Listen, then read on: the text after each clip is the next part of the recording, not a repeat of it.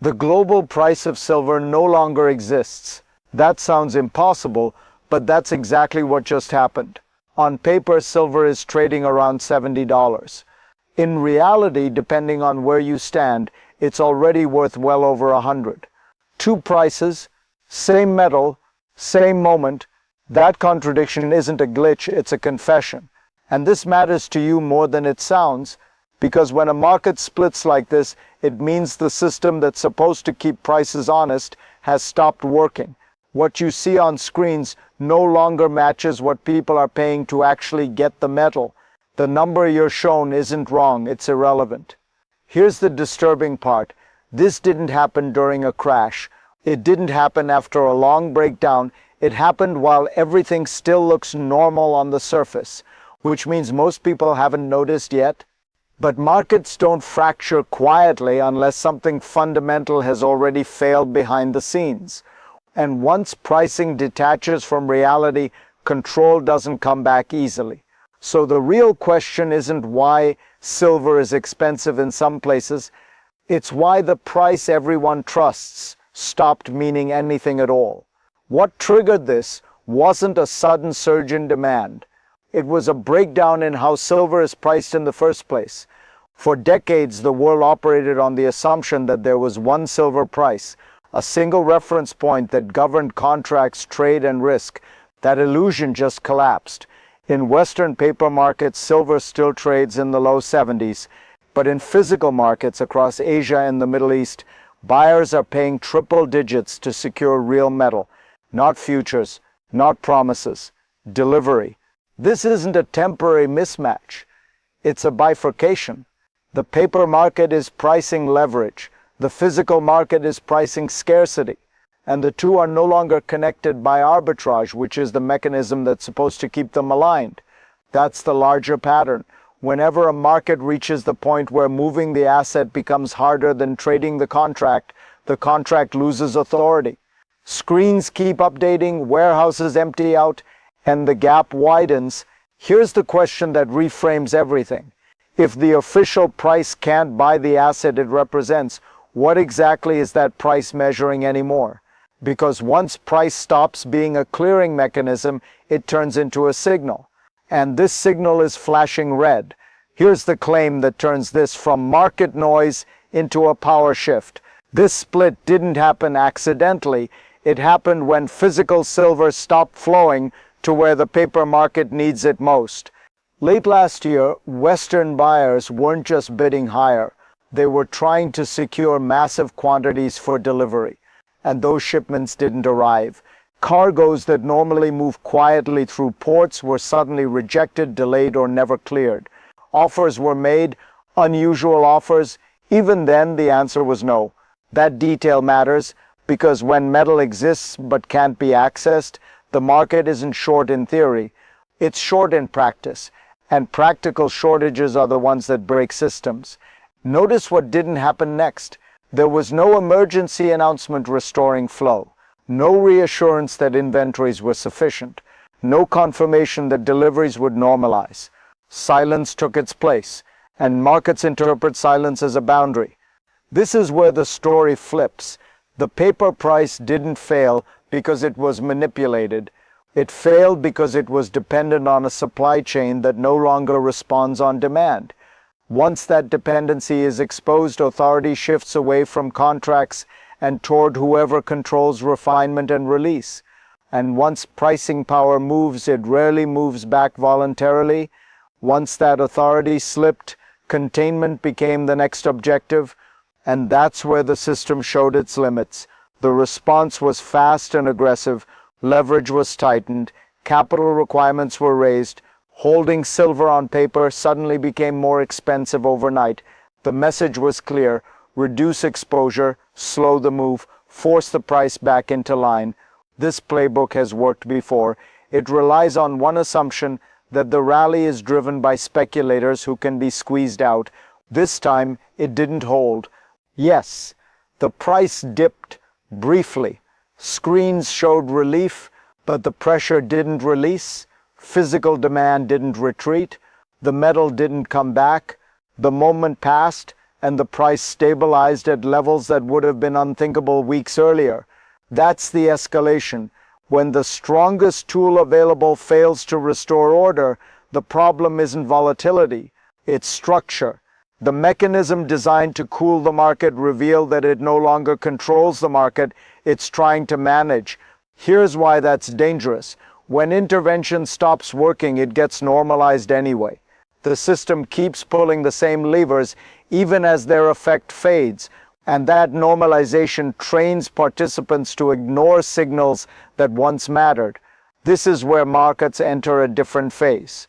Not euphoria, not collapse, a slow recognition that the old rules aren't enforcing anything anymore. What's happening below the surface is far more alarming than the price action itself. As silver climbed, stress began showing up where it's least visible and most dangerous, inside the plumbing of the financial system. Institutions that had treated silver as a manageable paper exposure suddenly faced a problem they couldn't hedge away. Contracts written at much lower prices were still on the books, but replacing that metal now meant paying dramatically more if it could be found at all. Here's the contradiction that changes how this looks. Officially, everything appeared orderly. Markets were open, trades were clearing, but at the same time, emergency liquidity was quietly being pulled in to keep balance sheets stable. That overlap is not normal. It signals that losses aren't theoretical anymore, they're pressing. Notice what wasn't addressed publicly. There was no explanation for why so much liquidity was needed at that exact moment. No clear separation between routine operations and stress response. The timing speaks for itself. This is the line that permanently reframes the story. Silver didn't just expose a pricing problem. It exposed leverage sitting on the wrong side of reality. And when leverage meets physical scarcity, the outcome isn't a correction. It's a reckoning. Because at this point, the question stops being how high silver goes. It becomes how much strain the system can absorb before something else gives. By the time that strain reached the public, the market on the ground was already gone. Retail didn't ease into this, it snapped. Dealer inventories that normally last weeks were gone in moments. Showcases emptied. Phones stopped getting answered. People weren't comparing premiums anymore. They were asking one question, do you have anything left? And in most places the answer was no. This wasn't rational buying, it was recognition. A sudden understanding that currency was losing reliability faster than expected. New buyers rushed in, old holders refused to sell. Anything with silver content became acceptable. The distinction between collectible, bullion, or scrap collapsed into a single category, available or unavailable. Now watch how fast this escalates. As shelves emptied, prices didn't slow demand. They confirmed it. Each increase validated the fear that waiting meant losing access entirely. That feedback loop severed the connection between wholesale supply and retail reality. Here's the critical pressure point. Once distribution breaks, it doesn't restart cleanly. Even if metal exists somewhere, it can't reach the buyer who wants it. And when access disappears at the street level, panic stops being emotional. It becomes logical. This is where the impact stops being abstract and starts hitting daily life. When silver disappears at retail, it isn't just investors who feel it. It's anyone tied to manufacturing, energy, or technology that quietly relies on steady inputs. Delays compound, orders get repriced or rejected, projects stall, not because demand vanished, but because materials can't be secured at predictable costs. That instability flows outward fast, and for individuals, the effect is subtler, but just as real. Savings lose clarity, prices feel disconnected from value, decisions that used to feel optional suddenly feel urgent. You don't need to understand metals to sense when something is off. You feel it when normal transactions start carrying friction and uncertainty. This strips ideology out of the picture. It's not about belief, it's about reliability. When systems that are supposed to be boring and dependable stop behaving that way, people adapt on instinct. If this feels familiar, say so in the comments. Most people only recognize systemic stress after it shows up in everyday choices. By then, the shift is already underway. And the unsettling truth is, this kind of stress doesn't originate at the retail level. It arrives there after decisions made much higher up the chain. To see why this keeps repeating, you have to look past panic and into how the system is built. Silver sits in a structural trap. Most of it isn't mined because the world wants silver. It's mined as a byproduct of other metals. That means supply doesn't respond to price. Even when prices explode, production can't surge to meet demand. Mines don't flip a switch, they take years. So when inventories drain, there is no fast refill coming. At the same time, modern markets assume flexibility that doesn't exist. They rely on paper claims, just-in-time delivery, and the belief that anything scarce can always be sourced somewhere else. That belief only works when logistics are smooth and incentives are aligned. When either breaks, the entire structure becomes brittle. Here's the unsettling insight. The market isn't malfunctioning.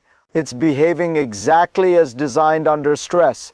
Price is being used as a rationing tool because no other mechanism is left. This is why attempts to suppress volatility don't fix anything. They only delay recognition, and delayed recognition makes the eventual adjustment more violent. Once scarcity becomes structural instead of cyclical, the system doesn't revert. It adapts by force. From here, the trajectory narrows into two paths, and both carry consequences. One path assumes relief. Prices cool. Volatility fades. Supply constraints loosen just enough to restore the appearance of control. On the surface, that would look like stabilization, but underneath, nothing essential would be fixed. Inventories would still be thin, supply would still be inelastic, and the lesson learned by buyers that access matters more than price would remain. The other path is more disruptive. Constraints persist. Gold stays unavailable. Capital keeps rotating downward into whatever physical metal can still be obtained. In that scenario, silver stops trading like a commodity and starts behaving like a gatekeeper. Demand isn't driven by optimism but by exclusion. Each pullback becomes shorter, each spike more aggressive. Here's the key tension. Both paths are already forming at the same time. The market is waiting for confirmation, but confirmation won't come from statements or forecasts. It will come from behavior, who sells, who holds, and who can't get delivery when they try. The next phase won't announce itself loudly, but once it locks in, reversing it becomes almost impossible. Here's the insight that pulls the entire picture into focus. This wasn't a silver story, it was a pricing story. The moment the world accepted that the official price couldn't reliably buy the metal, the old system lost authority. What replaced it wasn't chaos. It was something colder, regional reality where value is set by access, not consensus. Once a market fragments like this, it doesn't heal quickly. It reorganizes. Trust shifts away from screens and toward possession. Contracts lose power. Logistics gain it. And the people who adapt early don't do so out of panic. They do it because they recognize the signal. This is why the most important part of this event isn't how high silver went. It's that the mechanism meant to keep one global price stopped functioning. That's not a headline problem, it's a structural one. This story isn't over, it's entering a new phase, one where the next moves happen quietly in places most people aren't watching. If you want to understand those shifts as they form, before they harden into the new normal, follow this channel. Because once reality replaces pricing fiction, the adjustment only moves in one direction.